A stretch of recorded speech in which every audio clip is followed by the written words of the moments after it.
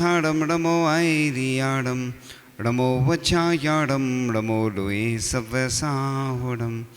चलते फिरते तीर्थ हैं हरते सब संताप, हम तो बस इतना जानते आप सरीखे आप।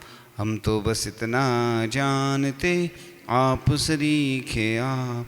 कुंडलपुर के बड़े बाबा की मूल नायक अतिशयकारी चमत्कारी सर्वरोगारी मनोहारी श्री वास पूज्य भगवान की, परम पूज्य आचार्य भगवान गुरुदेव शिक्षण विद्यासागर जी महामुनिराज की, परम पूज्य मुनि शिक्षवाड़ विमल सागर जी, अनंत सागर जी, धर्म सागर जी आदि समस्त 3 कम 9 करोड़ मुनिराजों की।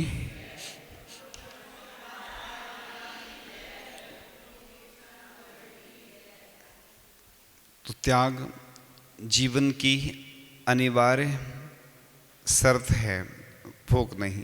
त्याग के बिना ना देशभक्ति होती है ना आत्म कल्याण होता है। त्याग बुराइयों का होता है और दान अच्छी चीज़ों का होता है। गाय वृक्ष आदि बादल जब काले रहते हैं, जैसे ही वर्षा होती है तो सफ़ेद हो जाते हैं। तो इस प्रकार से मनुष्य मान को त्याग देने पर प्रिय हो जाता है सबका। तो संयत के योग ज्ञान आदि का दान करना भी त्याग कहलाता है, अर्थात रत्नात्रय का दान करना। तो ऐसा भी लिखा है कि दान देने से तीर्थंकर प्रकृति का भी बंध होता है, यानी दान बनाता है भगवान, दान बनाता है इंसान को भगवान यानी तीर्थंकर प्रकृति का, और महान भी बनाता है। तो प्राकृतिक वस्तुओं का यानी साधुओं के योग जो होता है ना, पिछी कमंडल शास्त्र आदि या जो भी औषधि वैयावृत्ति के योग दान करने योग वस्तुएं होती हैं। तो इस प्रकार से धन की सफलता दान में है और देह की सफलता तत्व के चिंतन में है। पात्र दान बिन हाथ मनुज का लोभी का औजार है, नम्र हुए बिन माथ मनुज का अभिमानी बेकार है। सज्जनता बिन साथ मनुज का संकट का भंडार है, परमेश्वर बिन नाथ मनुज को भटकाता संसार है।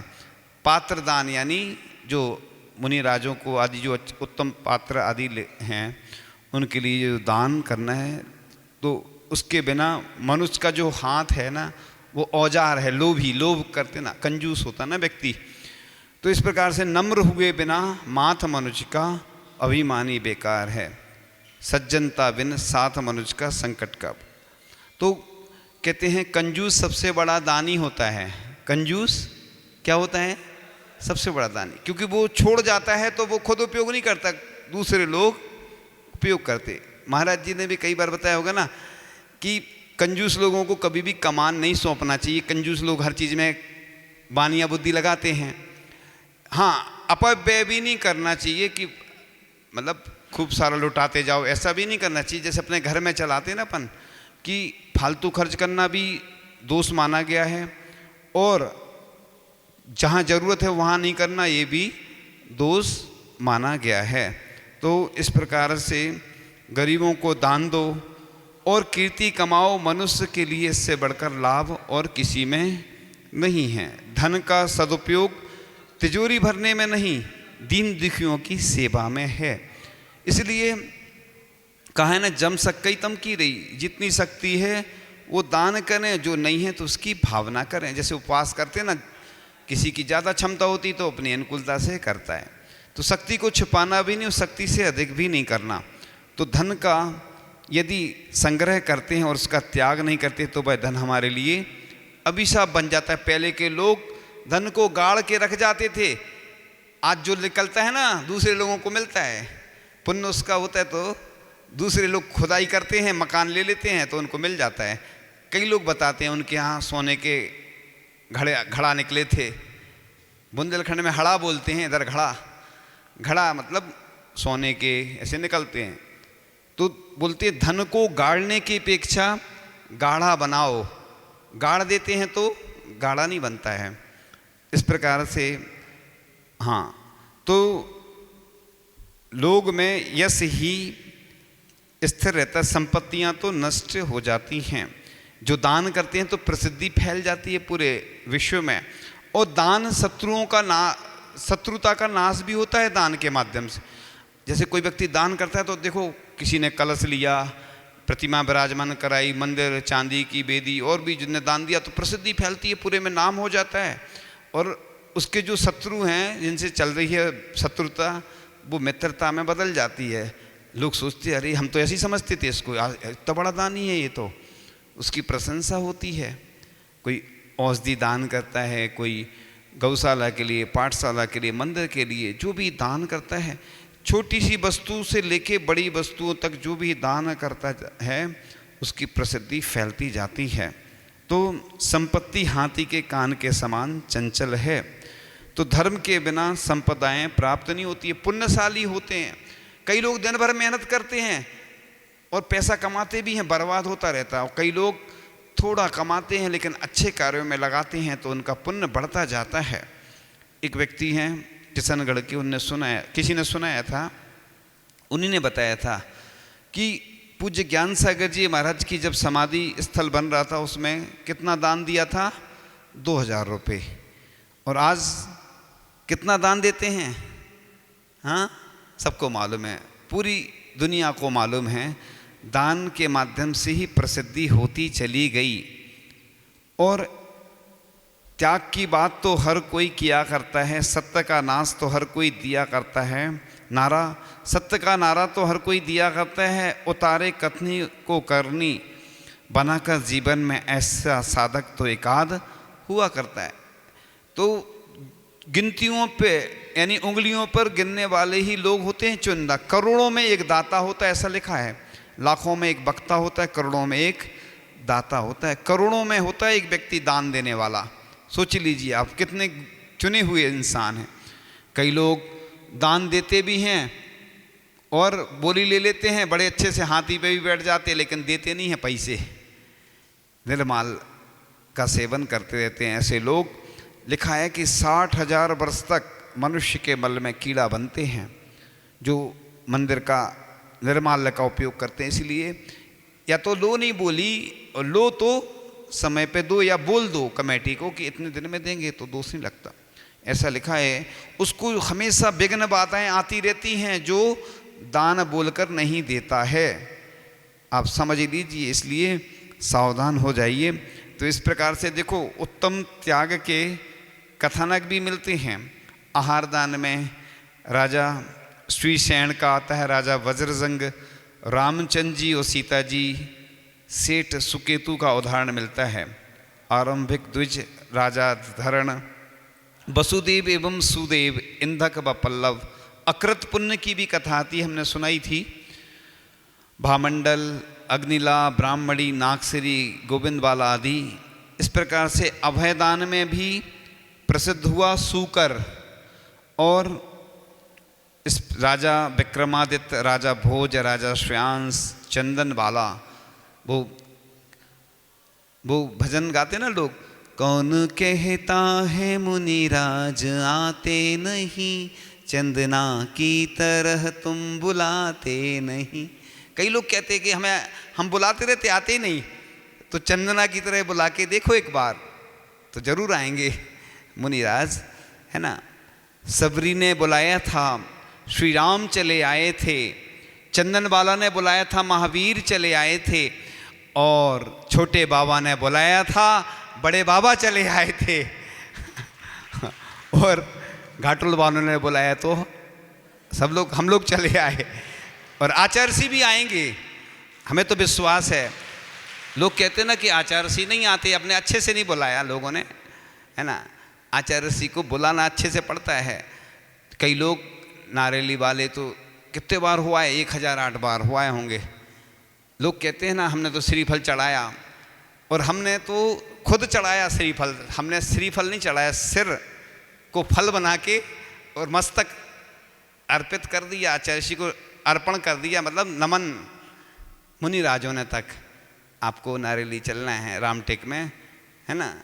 रामटेक में सब महाराज थे तो भी नहीं आते, क्या मालूम, पूछना पड़ेगा आचार्य जी से। क्या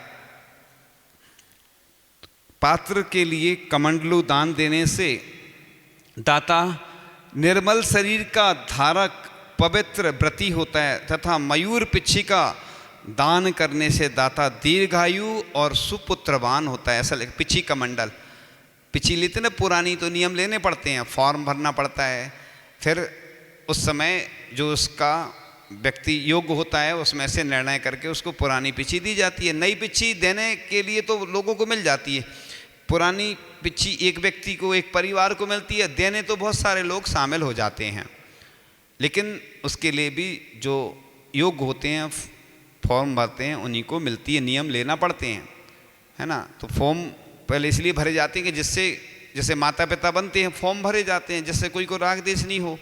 फिर आचार्य ऋषि निर्णय करते हैं, या जो मुनिराज होते हैं, जब आचार्य ऋषि का मामला होता है तो बड़े मामले में वो करते हैं, और नहीं हो पाता है उधर तो फिर इधर ही निर्णय होता है।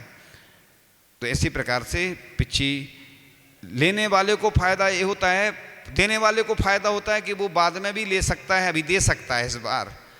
जैसे कोई नई उम्र के लोग आते हैं ना, कई लोग बूढ़े पुराने आते हैं, हमें पिच्छी लेना है, अब 75 साल 80 साल के हो गए हैं अब नए लोगों को भी तो दो मौका, वो पुराने अब उनका तो सब है ही नियम व्रत, नए लोगों को नए लोग बड़ा उत्साह से पालन करते हैं। आपने देखा होगा, आचार्य ऋषि को देखा हमने संघ में, आचार्य ऋषि के सामने जब कोई युवा लोग आते थे पिच्छी लेने, आचार्य ऋषि बहुत खुश होते थे, है ना। क्यों होते थे कि देखो नए लोग, कितना ऊर्जा उनके अंदर है, नए लोगों में ऊर्जा अलग होती है, उत्साह अलग होता है, तो आचार्य ऋषि खुश होते थे। ऐसा नहीं कि पुराने लोगों से नाराज होते हैं, अभी पुराने लोगों को भी तो दी उनने, दी दीक्षा नहीं दी क्या। आचार्य ऋषि सबका ख्याल रखते हैं। एक ही संत ऐसे हैं दुनिया में जो सबका ख्याल रखते हैं, उनका ख्याल भले ही कोई रखे चाहे नहीं रखे, उनका ख्याल कोई नहीं रख पाता। लेकिन हमारे आचार्य भगवान, वाकई में उनकी जितनी प्रशंसा की जाए उतनी कम है। एक इंद्रिय से लेके जितने जीव हैं ना, सबका वो ख्याल रखते हैं, सबकी वैयावर्ती चिकित्सा करते हैं, उन्हें चिंता रहती है सबकी, उनकी चिंता कोई को नहीं रहती कि वो शांति से आहार ले लें, शांति से विहार कर लें, शांति से शयन कर लें। लोग क्या करते हैं, उनको जाके परेशान करते कई बार। ये भी तो वैयावृत्ति है, अपन अगर अनुकूलता बना रहे हैं, आहार अच्छे से देख रहे हैं, है ना, अगर मौका मिलता है तो देना चाहिए, आहार नहीं मिलता दूर से देख लो, तो ये भी एक वैयावृत्ति कहलाती है। इसलिए तो बोलते अपन कृत कारित अनुमोदना, जहाँ मिलते हैं उधर नहीं देंगे लोग, और जहाँ भीड़ होगी या नहीं मिल रहा होगा उधर उदम धमा चौकड़ी करते हैं लोग। तो ऐसे आचार्य भगवान त्याग की मूर्ति हैं। तो इस प्रकार से अपन चर्चा कर रहे थे कि जो है मंजूर धन रक्षा तो धनवानो बनो दानी, कुएं से जल ना निकलेगा तो सड़ जाएगा पानी, दिया जल बादलों ने हमें ऊंचा हो गया बादल, रहा नीचा ही सागर है अदाता को परेशानी। यानी जो दान नहीं करता तो बादल तो ऊपर उठते हैं, और जो समुद्र रहता ना वो कहाँ रहता है, नीचे रहता है, उसका पानी खारा होता है, उपयोग नहीं कर सकते उसका। तो इस प्रकार से ये विषय चल रहा था कि त्याग के कारण ही पशु पाषाण तथा वृक्ष आदि जगत में पूज्य हो गए। जो लोभी धनवान सुखों की खान स्वरूप दान को नहीं देते, वे मरकर क्या बनते हैं, सर्प बनते हैं, उसी धन की रक्षा करते हैं। अभी बताएंगे आपको पंक्तियाँ।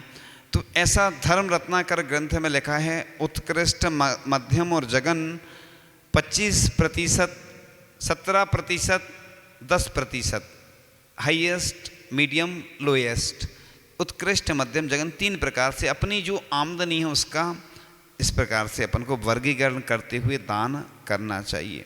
तो जो दुखों को नष्ट कर देता है उसे दान कहते हैं।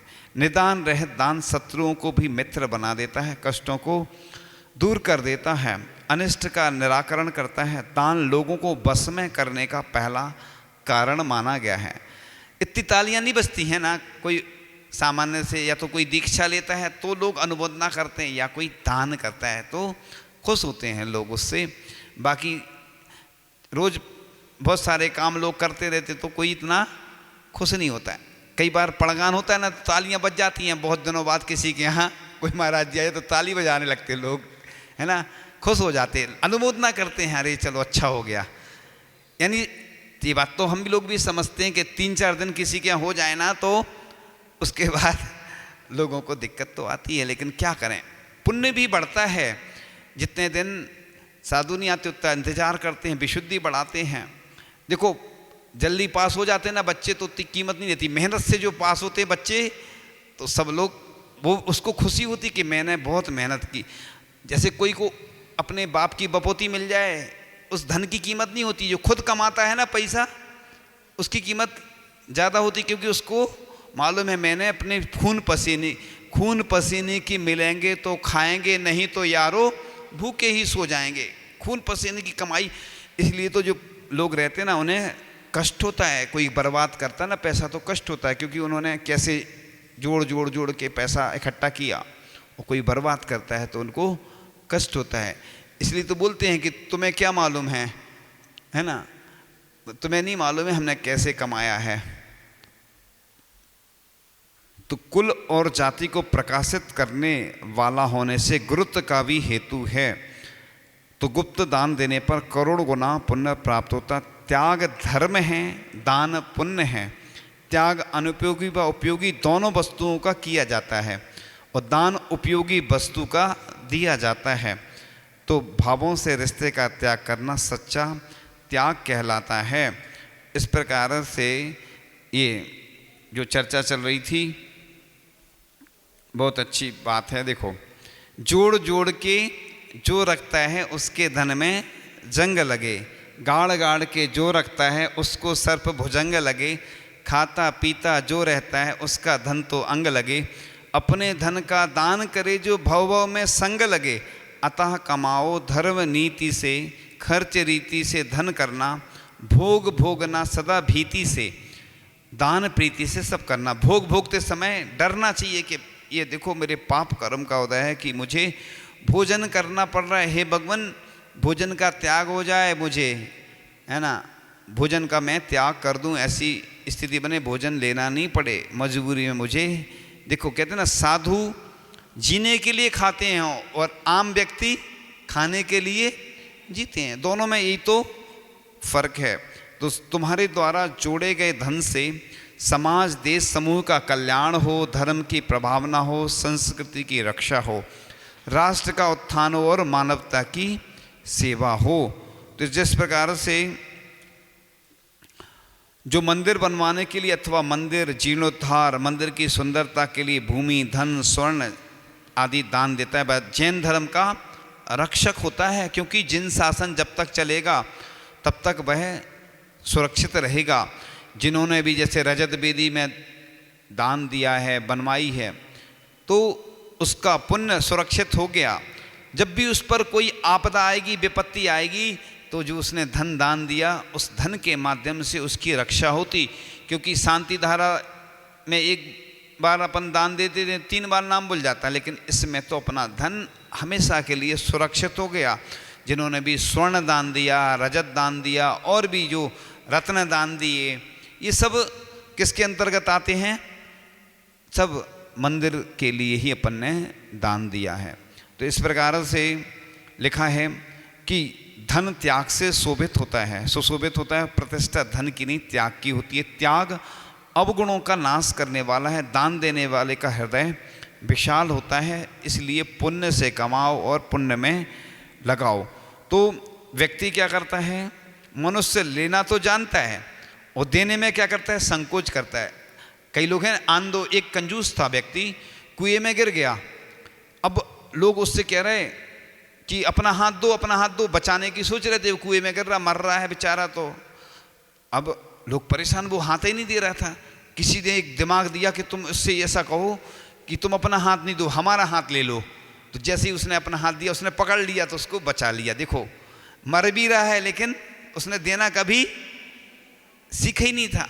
ऐसे भी कंजूस होते कि मर रहे हैं लेकिन मर तो जाएंगे, लेकिन हम देंगे नहीं। तो इसलिए क्या बोलते हैं? मरते मर जा, मत कर कर्जा, मरते मरते कुछ तो कर जा मरते मरते कुछ तो कर जा कि कम से कम लोग याद रखें। तो दान विघ्नों का भी नाश करता है और वह स्वर्ग में ऊंचा स्थान पाता है जो अधिक धन नहीं होने पर भी दान देता है। तो दान से इंसान का नसीब खुलता है, पुण्य का संचय होता है। देनहार कोई और है, देता है दिन रैन, लोग भरम मुझ पर करें ताते नीचे नैन। एक और पंक्तियाँ अच्छी लिखी हैं। पानी बाड़े नाव में, घर में बाड़े दाम। जब नाव में पानी भर जाता ना, दोनों हाथ उलीचिए यही सयानो काम। पैसा पड़ जाता है, तुम्हारा उपयोग नहीं हो रहा है, तो कम से कम बर्नी जी थे, जा रहे थे रास्ते में, 2 चादर, एक पहने थे एक ओढ़े थे, किसी को ठंड लग रही थी, एक व्यक्ति को उनने उतार के एक चादर दे दी। बताओ, एक ही है उनके पास, अब कितना। देखो दान ये कहलाता कि है भी नहीं, 2 थे चादर, एक पहने थे एक ओढ़े थे, उसको दे दिया। बिन मांगे दे दूध बराबर, मांगे दे सो पानी, बह देना है खून बराबर, जामे खींचा तानी। खींचा तानी नहीं होना चाहिए, इसलिए कभी दान के लिए भी जबरदस्ती नहीं करना चाहिए। जिसकी जो क्षमता है, अनुकूलता है, उसके अनुसार उसको भावना अपन बनाएं, उसकी उपदेश दें, प्रेरणा दें, इतना तो करना है। जबरदस्ती देने में उसका मन नहीं है तो अपन को अति भारोपण का भी दोष लगता है। इसलिए अपन किसी से भी ज़्यादा नहीं बोलते ना कि अभिषेक करो, पूजन करो। अब उसका मन ही नहीं है, अपन जितना बन सके उतना अपन बस करें सहज रूप से। मर जाऊं मांगू नहीं अपने तन के काज, पर स्वार्थ के कारण मोह न आवे लाज। किसी दूसरे के लिए, परोपकार के कार्यों के लिए, मंदिर के लिए अगर हम मांग रहे हैं तो ये गलत नहीं है, क्योंकि लोग भीख मांगते हैं भिखारी। एक अभी कोई करोड़पति भिखारी की खबर आई थी एक, वो भी जैन है और 7 करोड़ रुपया है उसके पास और रोज भीख मांगता है वो। अब सोचिए कैसे जैन है और जैन भिखारी है और पैसा कितना है, 7 करोड़। भिखारी रोज भीख मांगता। और ऐसे भी लोग हैं कि मतलब धंधा नहीं छोड़ रहे, अपना नाम लगा है पहले से भिखारी। तो इस प्रकार से दान दिए बिना सोना नहीं और दान देकर रोना नहीं। इस प्रकार से आज का यह विषय पूर्ण होता है। अब त्याग की ही बात चल रही है, तो कुछ लोग जब बालों का त्याग करते हैं तब उनके संस्कार होते हैं। ऐसे पुण्यशाली बच्चे होते हैं, उनकी पुण्यशाली माँ होती है, माता पिता भी पुण्यशाली होते हैं जिनके मुनिराजों के द्वारा संस्कार होते हैं। वो दुर्भाग्यशाली होंगे, वो चूक जाएंगे। कई लोग बाद में रह गए थे तो उनको पछतावा हुआ, बाद में कहा कि अब हो जाए, तो ऐसे नहीं होता है ना, क्योंकि आज सुविधा भी है कि सब जगह नाम भी होता है व्यक्ति का और प्रसिद्धि भी मिलती है। तो प्रसिद्धि ख्याति पूजा लाभ के लिए तो करना नहीं है ये काम, लेकिन बहुत अच्छा कार्य है। इसलिए जिन बच्चों के जो त्याग करते हैं ना बालों का, उनके ऊपर ही मुनिराजों के कर कमलों से संस्कार होते हैं। नहीं तो और भी व्यक्ति हैं इतने सारे दुनिया में, उनका ऐसा अवसर नहीं है। लोग कहते हैं ना महाराज जी बस पेन से लिख के आप पेन दे दो, अपना हाथ रख दो, पीछे रख दो, हमें गंदो तक लगा दो। अलग से तो बोलते हैं लोग, ऐसे नहीं करते ना। और जब मिलता है तो दूर भागते हैं।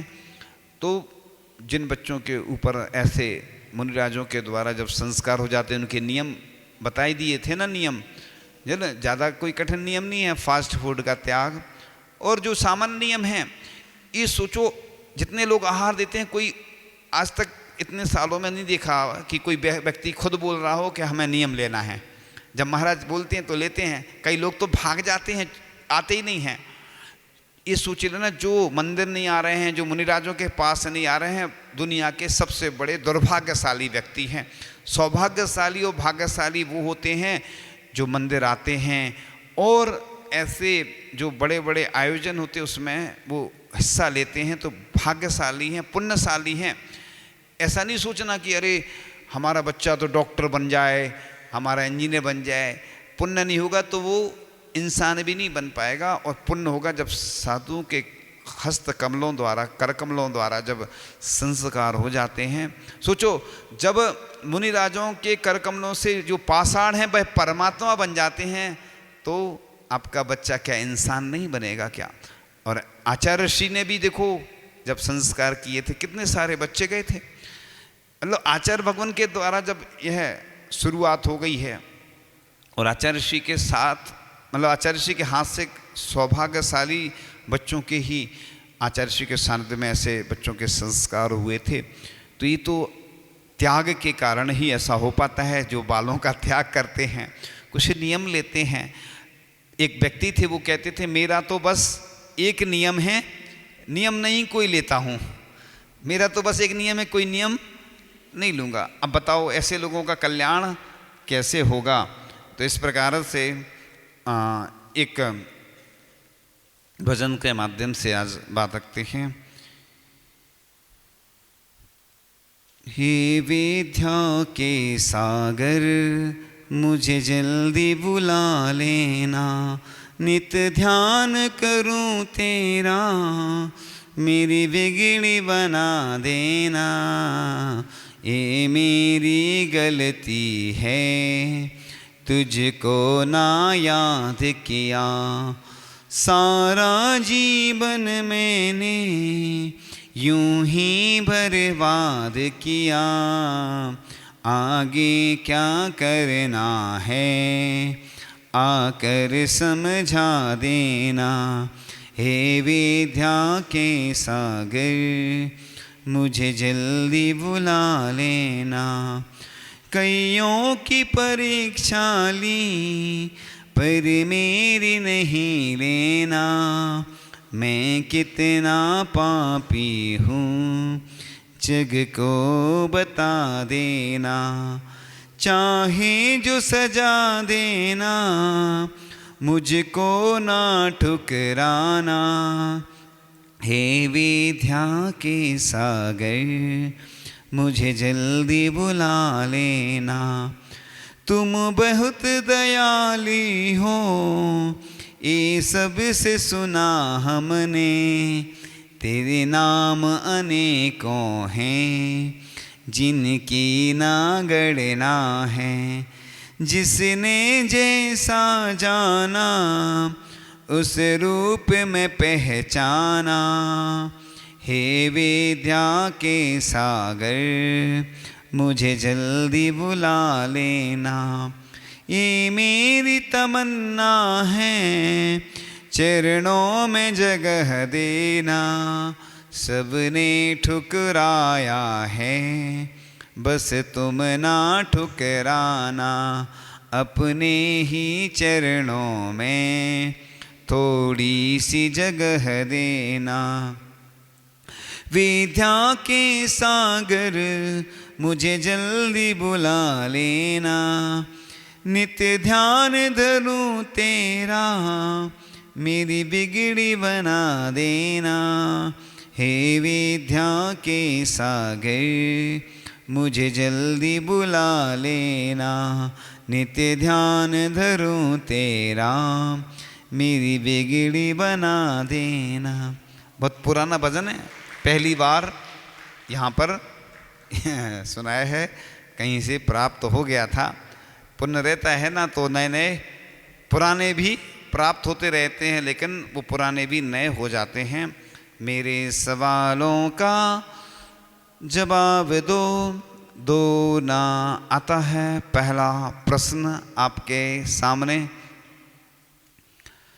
तो दान देने से व्यक्ति किसका बंद करता है? हमने बताया था दान देने से बंद होता ना, जो विशेष पद होता है, दुनिया का सर्वश्रेष्ठ पद होता है।